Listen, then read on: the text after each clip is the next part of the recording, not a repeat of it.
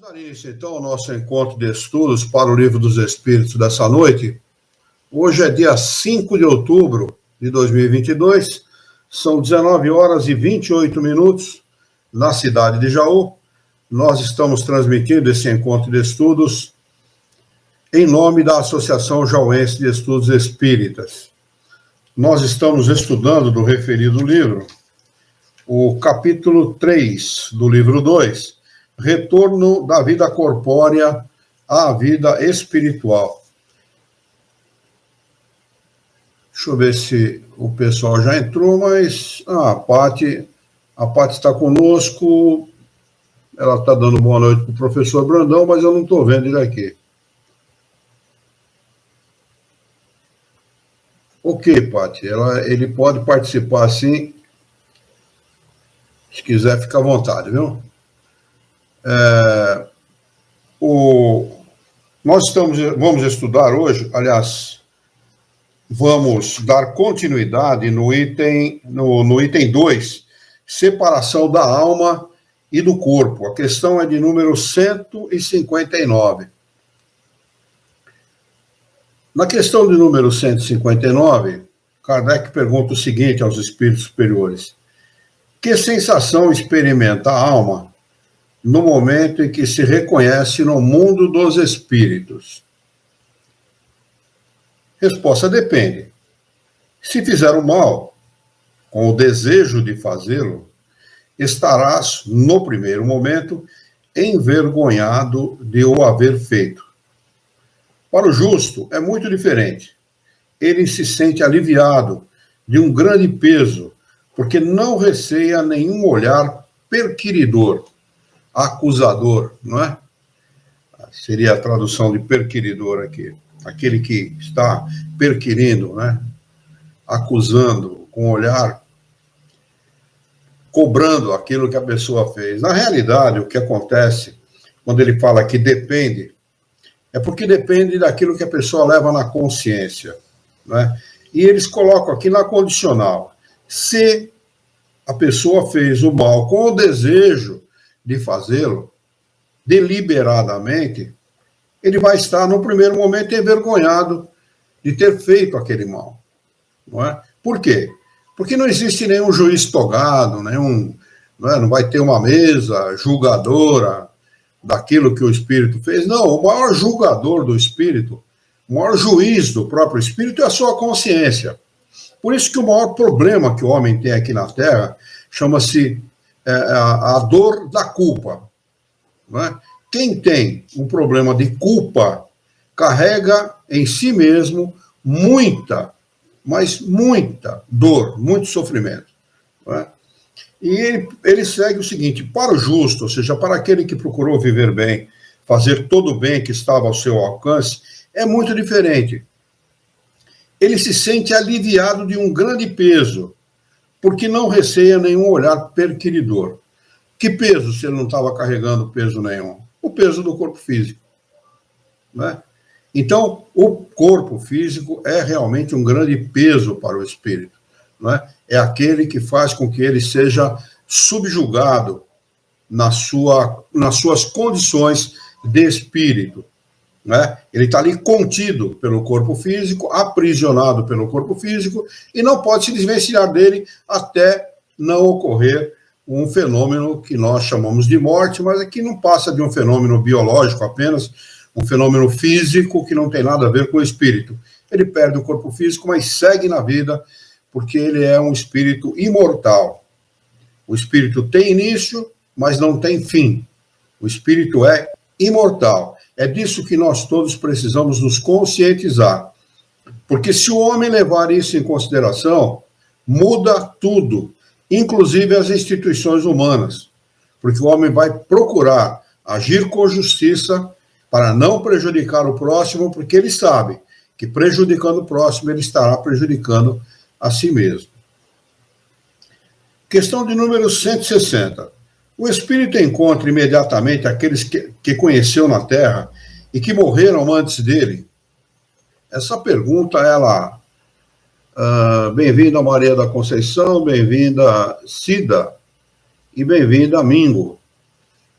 Sejam muito bem-vindos, é um grande prazer tê-los conosco aqui. Essa pergunta, ela atrai muita gente. Por quê? Meu sogro, por exemplo, era um católico de carteirinha, católico apostólico romano, mas não era corintiano, ele era palmeirense. Que a gente costuma dizer católico apostólico romano e corintiano. Ele não era. Uma brincadeira aqui, só para a gente dar uma relaxada, né? Então ele era evoluído, né? Como é que é? Ele era evoluído. É um pouquinho melhor que eu. Mas, na realidade, meu querido e amado sogro, que eu considerava como pai, eu tive a felicidade de ter 2 pais e 2 mães.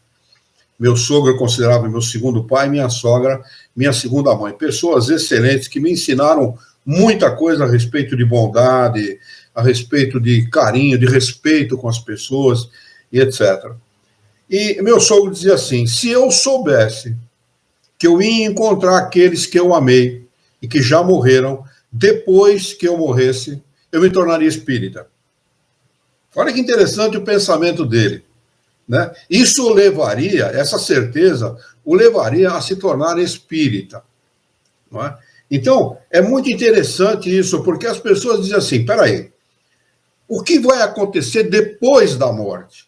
As religiões, elas se detêm no berço e no túmulo. Elas vão do berço ao túmulo.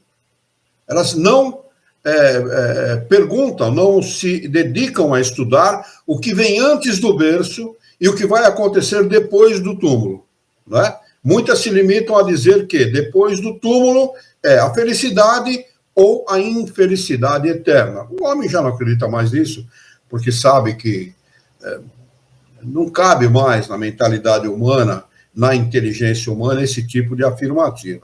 Mas o Espiritismo, ele estuda essas questões. Ele sabe o que acontece antes e depois, antes do nascimento e depois do túmulo. Não é? Ele estuda a natureza do espírito, a sua origem e o seu destino.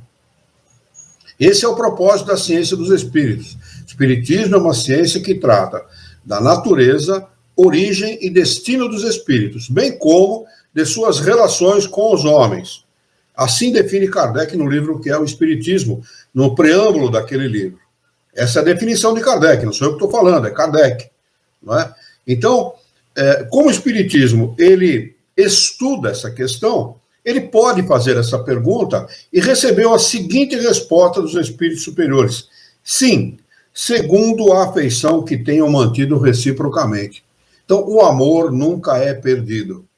Amar ao próximo, amar os nossos parentes, amigos, conhecidos, fazer o bem, sempre é muito positivo, porque isso significa dizer que nós teremos mérito para, depois do desencarne, encontrar aqueles a quem nós amamos. E às vezes isso acontece durante a própria vida, ao longo quando nós dormimos, quando nós sonhamos, não é? Sonho é igual à atividade do espírito. Esta definição de sonho é esta, atividade do espírito. Não é? Então, toda vez que nós sonhamos, entramos em relação com aqueles a quem nós amamos, que já estão desencarnados, nós estamos tendo essa felicidade. Deus está nos permitindo esta felicidade. E depois do desencarne, com certeza, não é? Quase sempre eles o veem. Desculpe, eu vou ler novamente porque eu li errado. Quase sempre eles o vêm receber na sua volta ao mundo dos espíritos e o ajudam a se libertar das faixas da matéria. Vê também a muitos que haviam perdido de vista durante a passagem pela Terra. Vê os que estão na erraticidade, bem como os que se encontram encarnados que vai visitar. Então, ele está dando aqui várias respostas numa só, né? Ele diz que depois que nós encarnamos, nós vemos muita gente que já morreu, a gente nem lembrava como encarnados, mas que vê, né? Que os vê em estado de erraticidade, né? A gente perdeu de vista ao longo da nossa passagem pela Terra, né? E aqueles que estão ainda encarnados e que nós vamos visitar. Então, é muito comum o espírito desencarnar e retornar ao lar, não é? Ficar um pouco junto com a esposa, que ainda está encarnado, com o marido que está encarnado, com os filhos, com a mãe, com o pai, que talvez estejam encarnados, com os parentes, com os amigos, com aqueles que ele ama. Né? É normal, isso faz parte da experiência do desencarnado se relacionar com os encarnados. Os espíritos não vivem no mundo à parte. Aliás, nós vivemos no mundo deles. Nós, os encarnados, vivemos no mundo dos espíritos, fazemos parte desse. Aliás, nós somos os encheridos aqui, aqueles que invadiram o mundo dos desencarnados. Nós somos em muito menor número e os desencarnados são num número infinitamente maior do que nós. Não é? Questão de número 161. Na morte violenta ou acidental, quando os órgãos ainda não se debilitaram pela idade e pelas doenças, a separação da alma e a cessação da vida se verificam simultaneamente? Então, o que ele pergunta é o seguinte, olha, existia uma quantidade de fluido vital que foi dado àquele espírito ao encarnar ou reencarnar. Encarnar se foi a primeira vez naquele mundo, e reencarnar se já é mais de uma vez. Aquela quantidade de fluido vital, por uma morte violenta, um homicídio, qualquer morte violenta, ou acidental, um acidente de carro violento, um acidente de avião, qualquer coisa assim.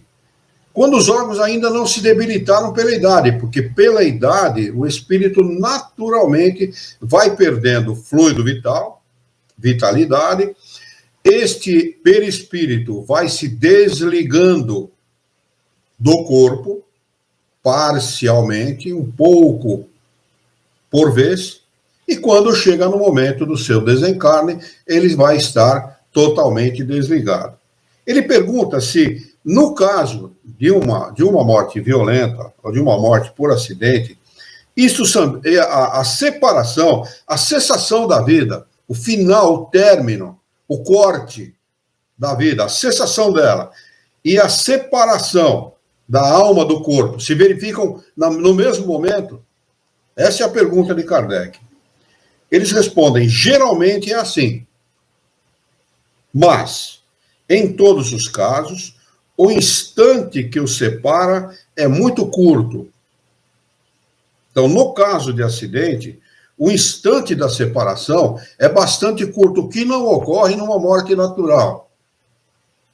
A separação ela vai se dar progressivamente até atingir o ápice, ou seja, o desligamento total, e o despertar também se verifica mais lentamente. Ele faz uma outra pergunta a respeito de morte violenta. Questão de número 162. Deixa eu ver se tem alguma pergunta aqui ou alguma... Beni Silva está conosco também. Bem-vinda, Beni. A Maria da Conceição, a Flor, o Carlin da mídia, a Ana Clécia Araújo, todos estão conosco. Sejam todos muito bem-vindos. É um prazer tê-los conosco estudando a doutrina dos Espíritos. Então, a questão de número 162, Kardec pergunta o seguinte: após a decapitação, aquilo que o nosso querido ministro fez, né? Após a decapitação, por exemplo, o homem conserva por alguns instantes a consciência de si mesmo? Resposta: frequentemente ele conserva por alguns minutos. Olha que interessante. O cara teve a cabeça decepada e por alguns minutos ele conserva a consciência de si mesmo. Cessou toda a ligação nervosa do espírito com o corpo e o espírito ainda conserva aquela sensação de estar vivo, a consciência de si mesmo. Até que a vida orgânica se extinga de uma vez. Muitas vezes, a preocupação da morte lhe faz perder a consciência antes do instante do suplício. Depende muito da cabeça de cada um, não é? Quando a pessoa tem muito medo de morrer, isso é um complicador para o desencarne. Por isso que o conhecimento da doutrina espírita é uma ferramenta poderosíssima para que o espírito desencarne bem, com tranquilidade, né? Então, duas coisas que ajudam muito: o conhecimento e uma consciência limpa. Aliás, a consciência limpa em primeiro lugar e o conhecimento em segundo lugar, né? Aqui Kardec dá o seguinte acréscimo de explicação a esta resposta. Não se trata aqui senão da consciência que o supliciado pode ter de si mesmo como homem, por meio do corpo e não como espírito. Se não perdeu essa consciência antes do suplício, ele pode conservá-la por alguns instantes. Mas de duração muito curta, e a perde necessariamente com a vida orgânica do cérebro. Isso não quer dizer que o perispírito esteja inteiramente desligado do corpo, mas, pelo contrário, em todos os casos de morte violenta, quando esta não resulta de extinção gradual das forças físicas, os liames, as ligações que unem corpo e ao perispírito, são mais tenazes, são mais firmes, mais sólidas, porque ainda existe o elemento fluido vital trabalhando nessa ligação, né? E o desprendimento completo é mais lento.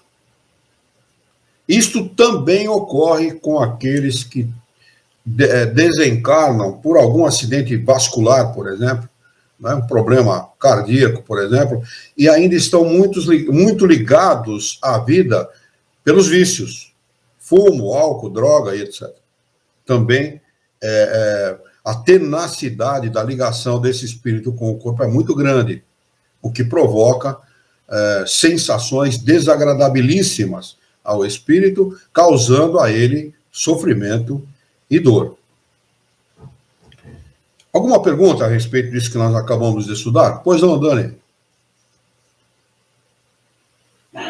Eu gostaria que o senhor voltasse um pouquinho lá na 160. Pois não. Porque fala, né, no momento que a gente desencarna, da gente encontrar aquelas pessoas, né, com afinidade que a gente amou aqui na Terra. Sim. Só que na segunda frase, ele diz: quase sempre eles o veem receber na sua volta um dos espíritos o ajuda a se libertar das faixas da matéria. Por que esse quase sempre? Todos têm essa oportunidade? Então, vamos ler, como funciona? Vamos ler novamente para o bom entendimento. O espírito encontra imediatamente. Aqui está o ponto, ó. A palavra-chave da pergunta é imediatamente.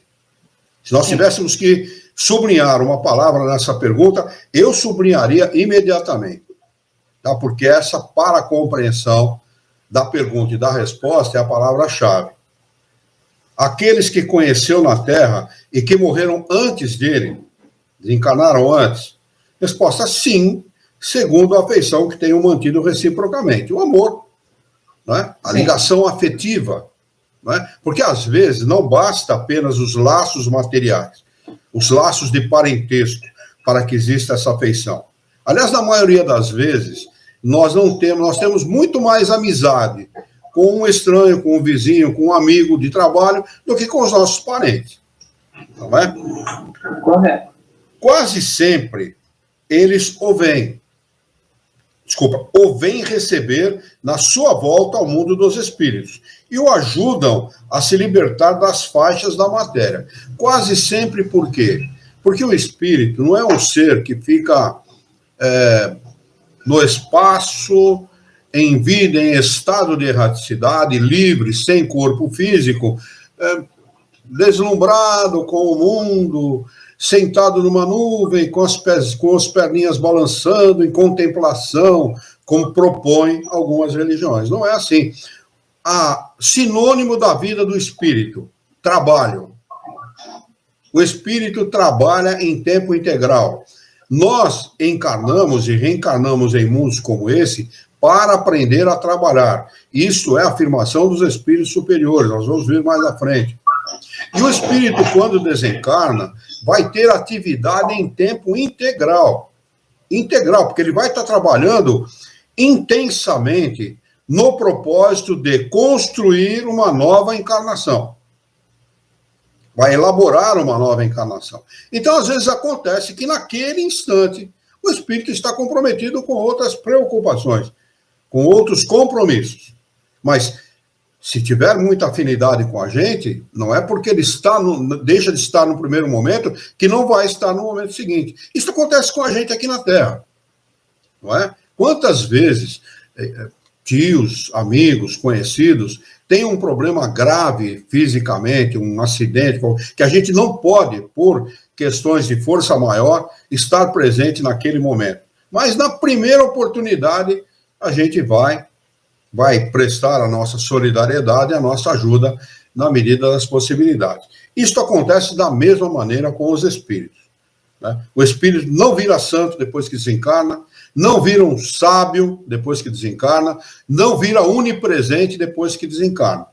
O espírito, a ubiguidade do espírito, a possibilidade dele estar em vários lugares ao mesmo tempo, pela expansão do seu perispírito, né? A gente sabe que é fluido. Dos atributos do fluido é a expansibilidade, a retrabilidade e a expansibilidade. Quando o espírito tem muito conhecimento sobre fluido, como Jesus de Nazaré, por exemplo, tá? Como é que ele indica para Pedro lançar a rede à direita do barco e pescar? Ele fala, pô, Senhor, eu pesquei a noite inteira, eu sou pescador profissional, eu sei o que eu estava fazendo.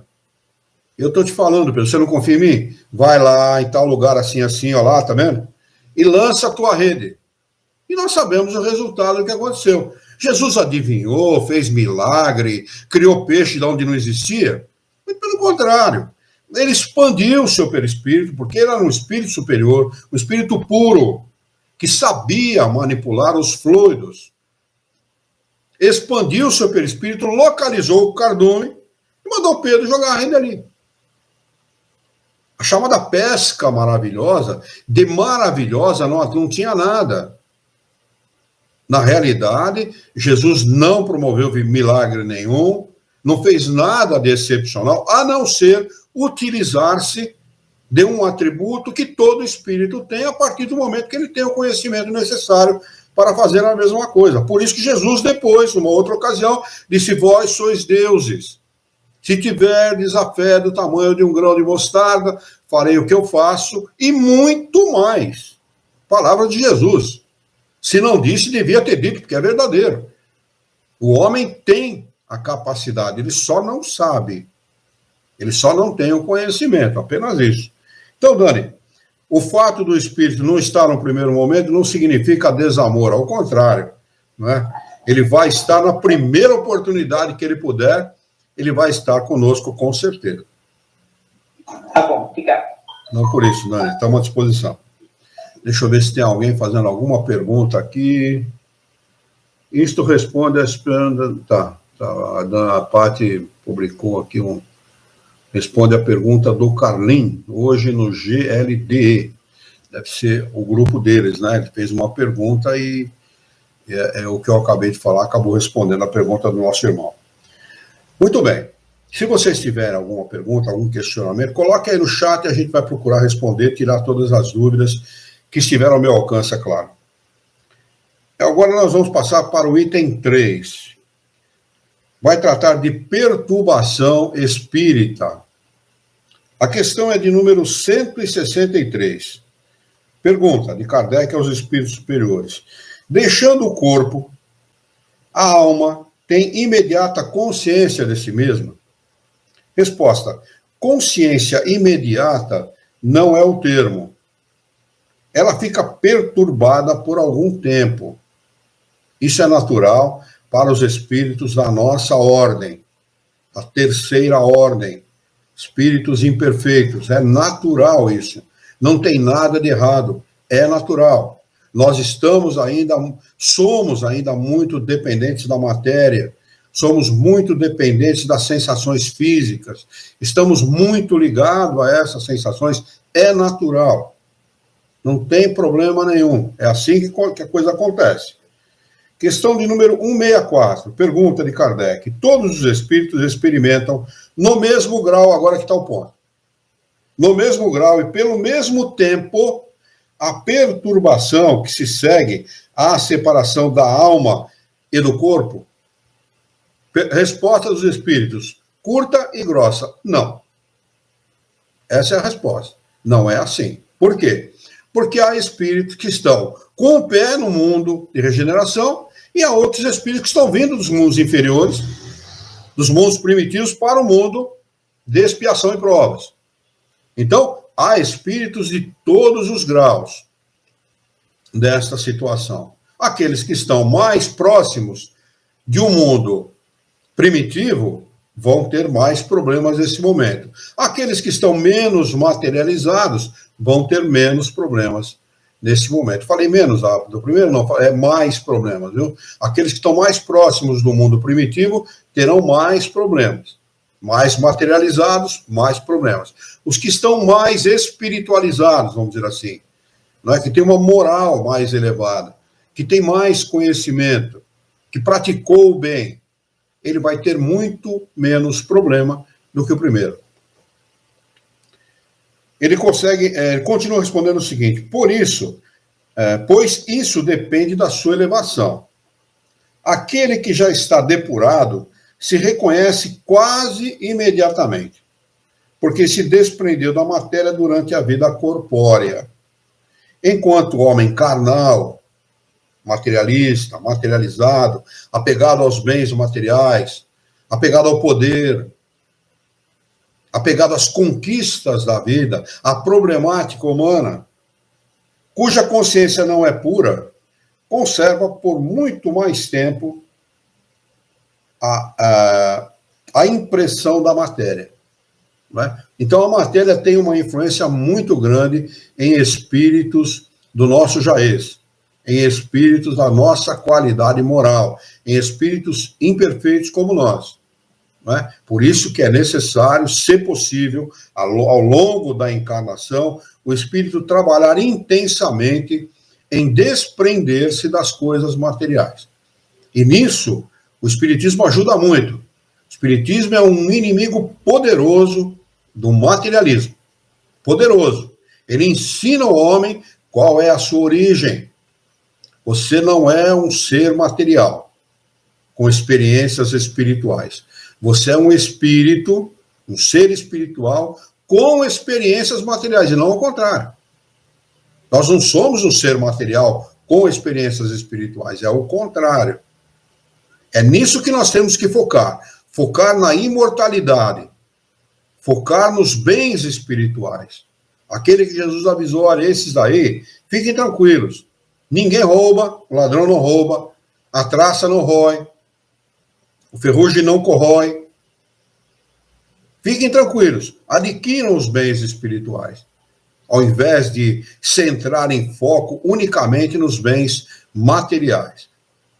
Porque esse realmente é aquilo que nós levaremos da nossa existência, são esses bens. Esse ninguém tira, é nosso.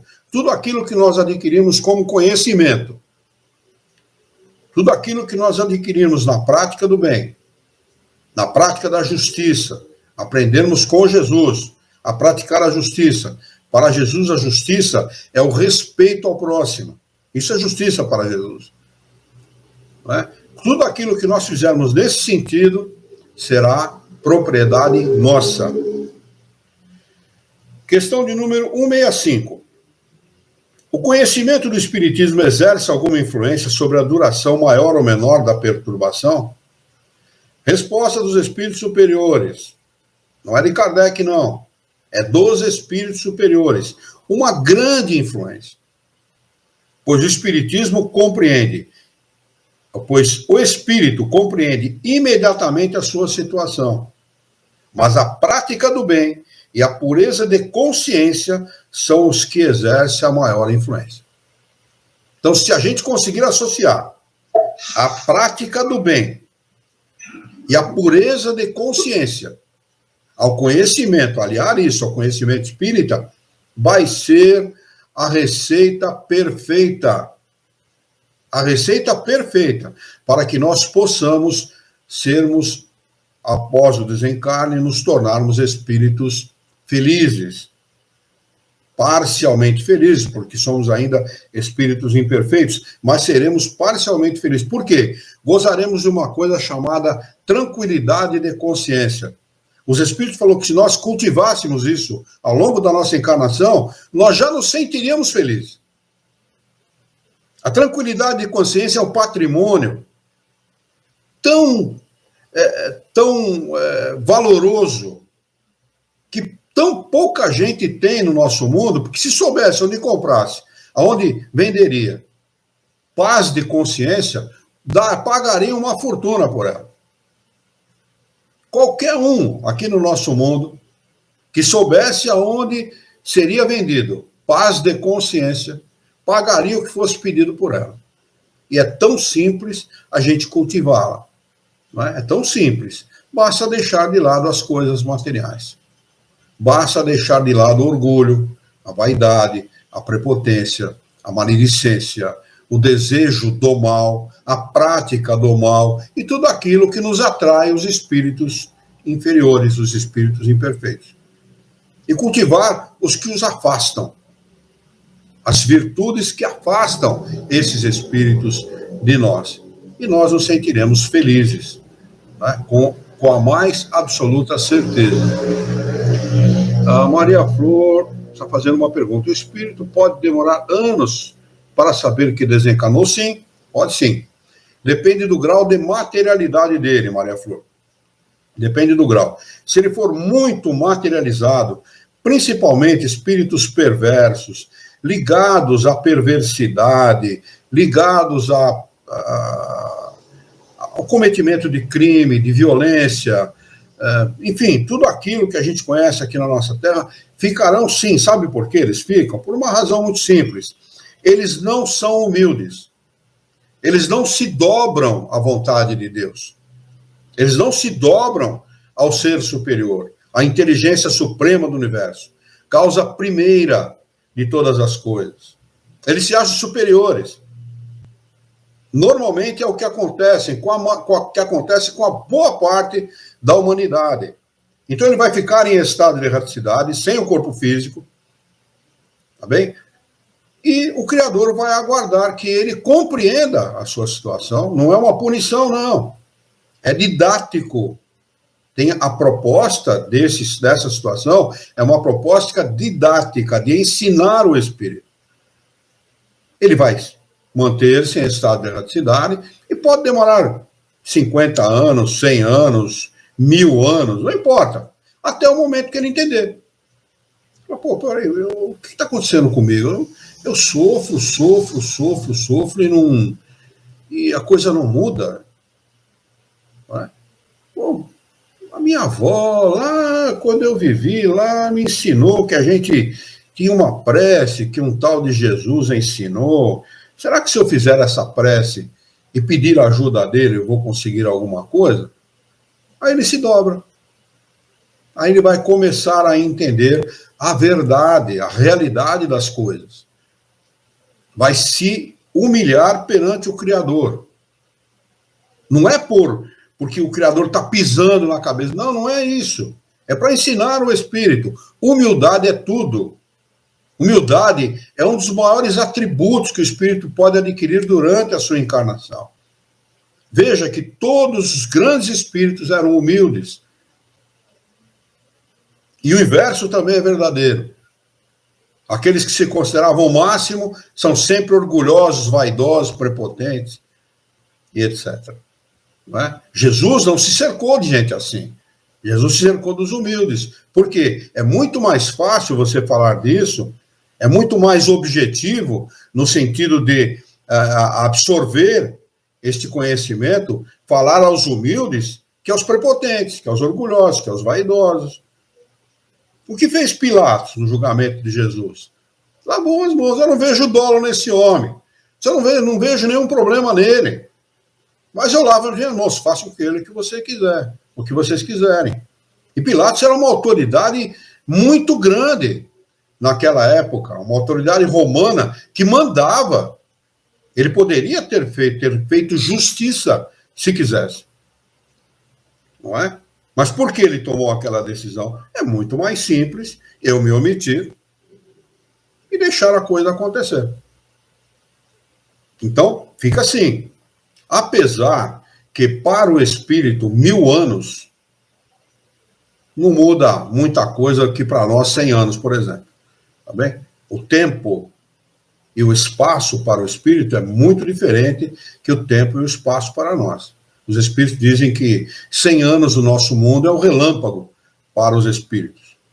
Tá bem? Então, passa rapidamente. Para o espírito que sofre, passa mais lentamente. É como os doentes aqui na Terra, por exemplo. Quando a gente está numa cama de hospital, o tempo demora para passar muito.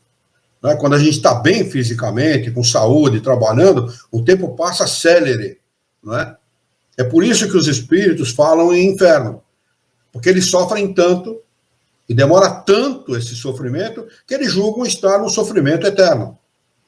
Daí a ideia do inferno, que não existe, é claro. Não é?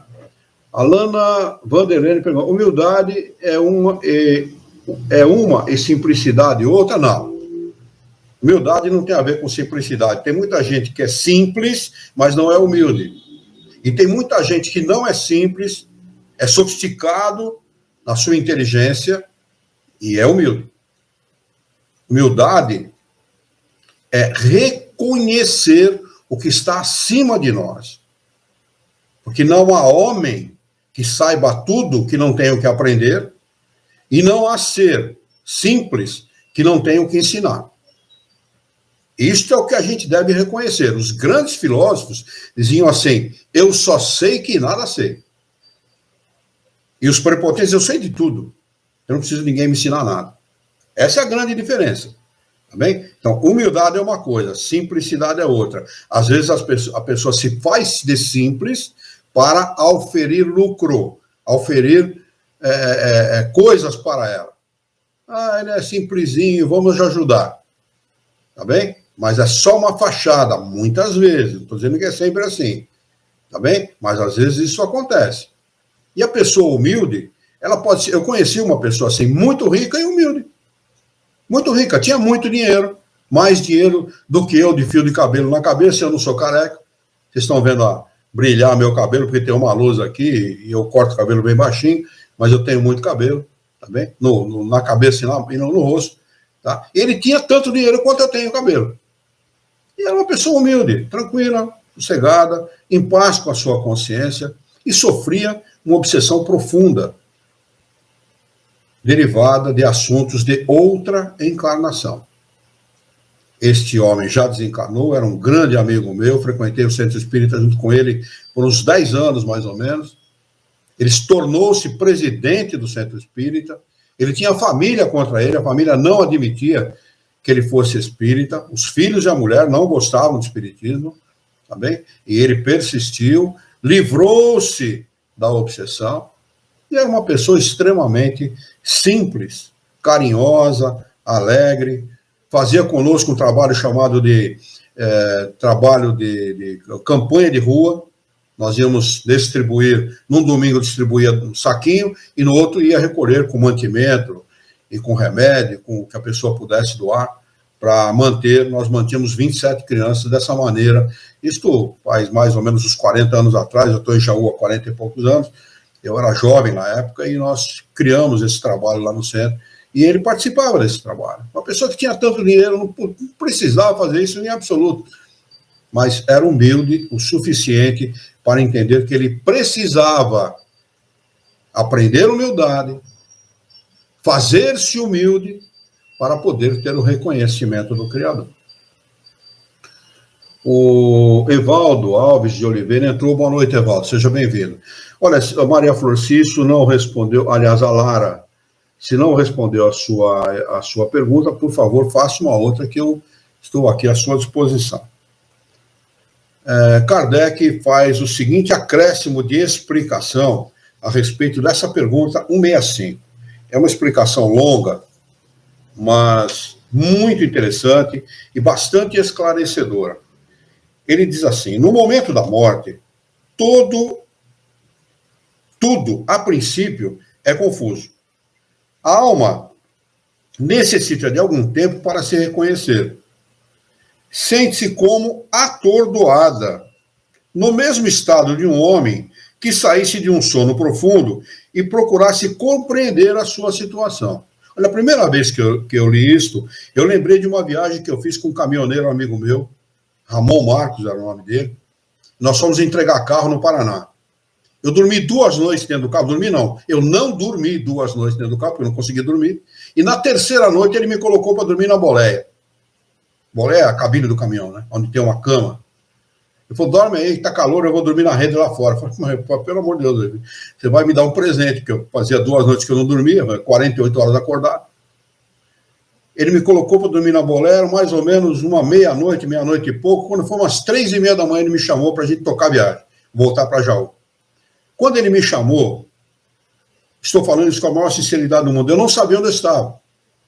Eu não sabia o que eu estava fazendo ali e nem o que estava acontecendo. Então, eu associo muito esta minha situação com isso que Kardec está dizendo aqui. Porque é exatamente isso. Como se a gente acordasse de um sono profundo sem saber muito bem o que aconteceu. É mais ou menos isso o que nos acontece depois do desencarne. Nós ficamos atordoados. A lucidez das ideias e a memória do passado lhe voltam à medida que se extingue a influência da matéria, de que se despreendeu, e que se dissipa essa espécie de nevoeiro que lhe turva os pensamentos. Então o espírito vai recordar desta e de outras encarnações que ele teve, com o tempo. A duração da perturbação de após-morte é muito variável. Pode ser de algumas horas, como de muitos meses e mesmo de muitos anos.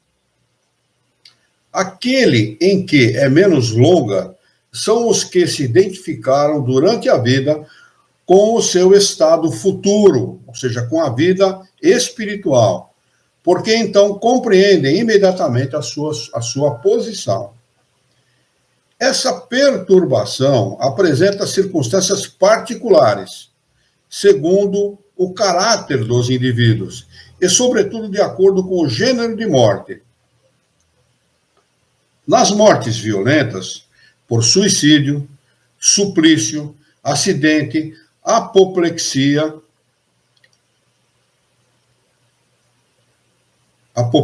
derrame cerebral, ferimentos, etc., o espírito é surpreendido espontaneamente. Desculpa, eu li errado. O espírito é surpreendido, espanta-se, não acredita que esteja morto e sustenta teimosamente que não morreu. Não obstante, vê o seu corpo,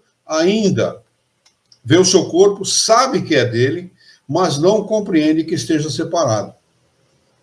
Procura as pessoas de sua afeição, dirige-se a elas e não entende por que não o ouvem.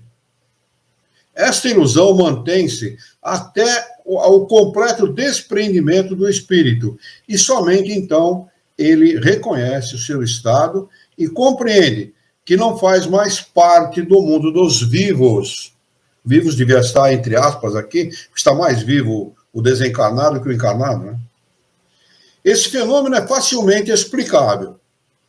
Surpreendido pela morte imprevista, o espírito fica aturdido com a mudança brusca que nele se opera. Para ele, a morte é ainda sinônimo de destruição. Olha a falta de conhecimento aí. De aniquilamento, desaparecimento total do ser. Ora, como continua a pensar, como ainda vê e escuta, não se considera morto. E o que aumenta a sua ilusão é o fato de se ver num corpo semelhante ao que deixou na Terra, cuja natureza etérea ainda não teve tempo de verificar. Ele não sabe que ele está apenas vivendo com o perispírito, que o perispírito tem, por força da criação mental do espírito, a mesma aparência de que ele tinha quando estava desencarnado. Mas isso é uma criação mental do espírito. Ele pode dar a aparência para o seu perispírito que ele quiser. Já entrevistei muitos espíritos lá no nosso centro espírita, e pedia para ele, olha, você está vendo aquela parede branca que está ali? Eu estou vendo. Vá até ela, por favor. Quando você chegar lá, me avisa. Não, estou aqui. Por favor, pegue a sua mão e atravesse a parede. Nossa, eu atravessei. O que está acontecendo? Ou então pegue a sua mão. Com a sua mão direita, pegue o punho da sua mão esquerda. Ele tentava pegar e não achava nada. Porque é fluídico. Não é palpável. Então os espíritos começam a se surpreender dessa forma. A gente leva o espírito a compreender, ou pelo menos busca, uma vez que ele vai no centro espírita, que ele já está preparado, maduro, para receber essa informação, busca fazer, entendê-lo, o que lhe aconteceu. Ele julga sólido e compacto, ele o julga sólido e compacto como o primeiro, como o corpo físico. E quando se chama a sua atenção para esse ponto, admira-se de não poder apalpá-lo. Como eu falei, pegue o seu punho da mão esquerda com a mão direita, ele não consegue pegar. Assemelha-se esse fenômeno aos dos sonâmbulos inexperientes, que não creem estar dormindo. Para eles, o sono é sinônimo de suspensão das faculdades. Ora, como pensam livremente e podem ver, não acham que estejam dormindo. Alguns espíritos apresentam esta particularidade, embora a morte não os tenha acolhido inopinadamente. Mas ela é sempre mais generalizada entre os que, apesar de doentes, não pensavam em morrer. Vê-se, então, o espetáculo singular de um espírito que assiste os próprios funerais como os de um estranho. Não sou eu que estou sendo enterrado, não. Aí está alguém aí, não sou eu, não. Deles falando como de uma coisa que não lhe dissesse respeito, até o momento de compreender a verdade. Quanto mais materializado o espírito, quanto mais ligado às coisas materiais, aos bens, ao poder, quanto mais ele se acha dono da família, da sua casa, do seu carro, etc., mais ele vai estar sujeito a esse tipo de situação. Vai desencarnar e vai ficar em casa, deitando na cama, sentando na mesa para comer, conversando com o filho, com a mulher, com o marido e tal, não vai receber resposta de ninguém, vai ficar indignado, estão me estranhando, estão me colocando em segundo plano, por quê? O que está acontecendo? Pega ônibus para ir para um determinado lugar e tal. A perturbação que se segue à morte nada tem de penoso para o homem de bem. A perturbação que se segue à morte, comum para todos os espíritos, nada tem de penoso, ele não sofre para o homem de bem. É calma e em tudo semelhante a que acompanha um despertar tranquilo. Para aquele cuja consciência não está pura, é cheia de ansiedade e angústias. Eu não vou falar o nome dessa pessoa, por respeito a ele, é claro, mas muito conhecido no Brasil. Ele desencarnou pedindo aos médicos que não lhe deixassem morrer. Muito conhecida essa pessoa. Por favor, pelo amor de Deus, não me deixem morrer. E desencarnou. Imagina, agora associando aquilo que a gente estudou, acabou de estudar, com esta, como esse espírito deve ter ficado depois do seu desencarne.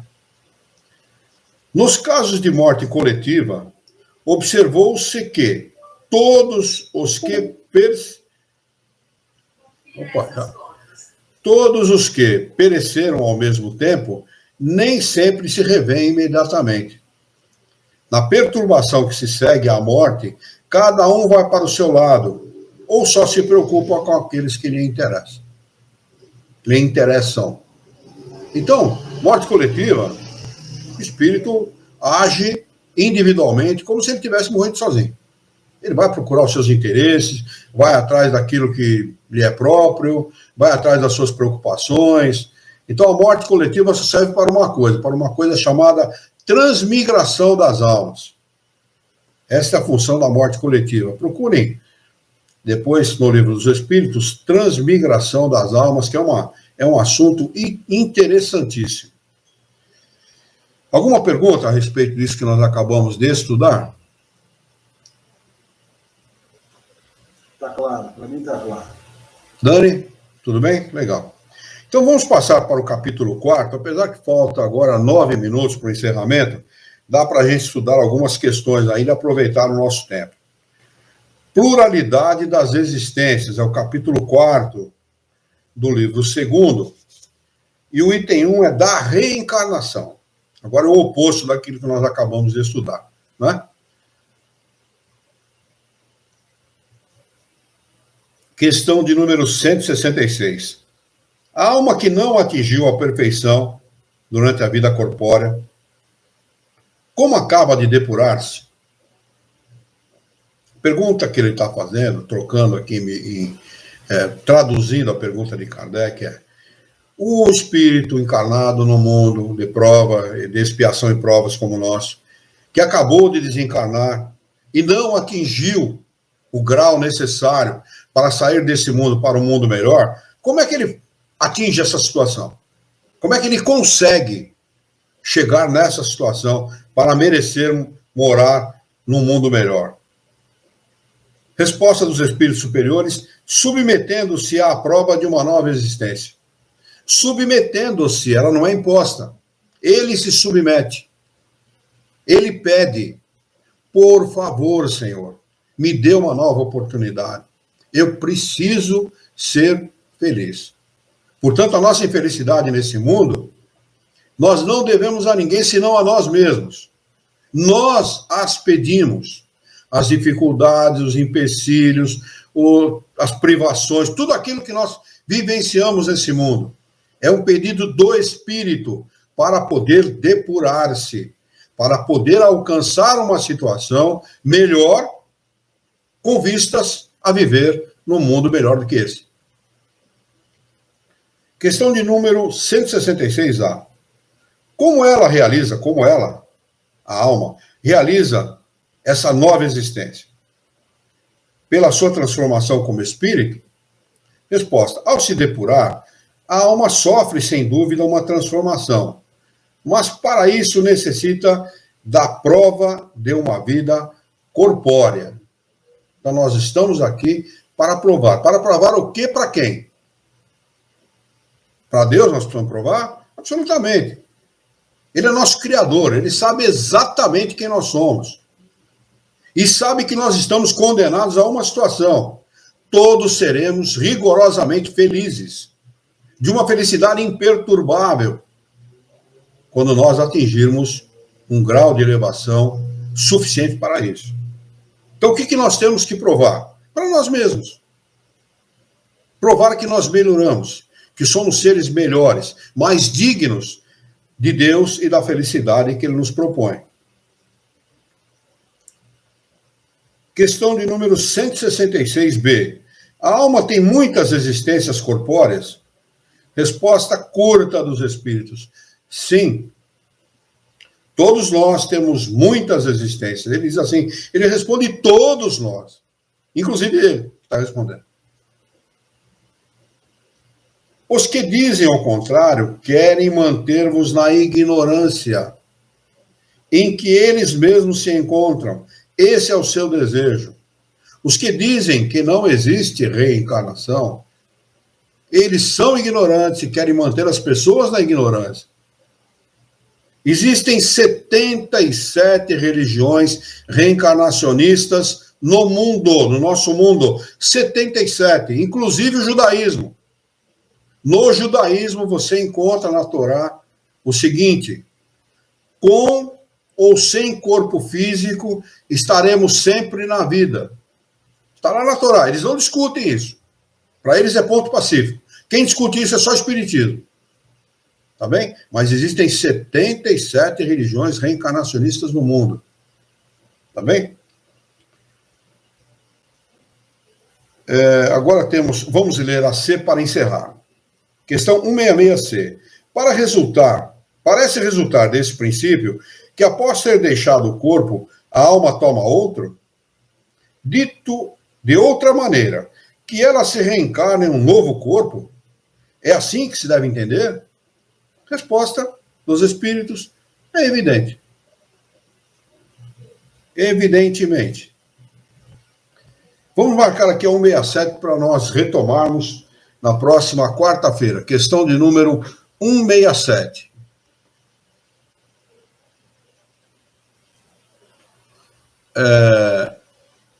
Nós vamos fazer a nossa prece de encerramento, porque faltam 4 minutos aqui para o encerramento do tempo no Google Meet, e depois vamos reservar algum tempo se vocês quiserem fazer alguma pergunta, tirarem alguma dúvida, tá bem? Vamos elevar então o nosso pensamento, mentalizar a figura excelsa e amiga de Jesus, nosso mestre, nosso modelo e guia da humanidade. E juntos com Jesus vamos nos dirigir ao Criador, ao Senhor da vida, fonte inesgotável de paz, de amor, de bondade, de misericórdia e justiça, para agradecê-lo muito pela oportunidade de aqui estarmos reunidos em seu nome, para estudarmos as questões propostas pelo Livro dos Espíritos dessa noite. Queira o vosso amor, a vossa bondade, a vossa misericórdia, que tenhamos bom ânimo, coragem, determinação, ideias renovadas, alegria de viver e muito entusiasmo, para que nós possamos trabalhar, sermos úteis à sociedade em que vivemos e, desta forma, orientar a vida por um profundo e sincero respeito pelo nosso próximo. Em teu nome, em nome de Jesus, em nome dos bons espíritos, em nome do nosso diretor espiritual e de sua equipe, nós declaramos encerrado o nosso encontro de estudos dessa noite. Que assim seja.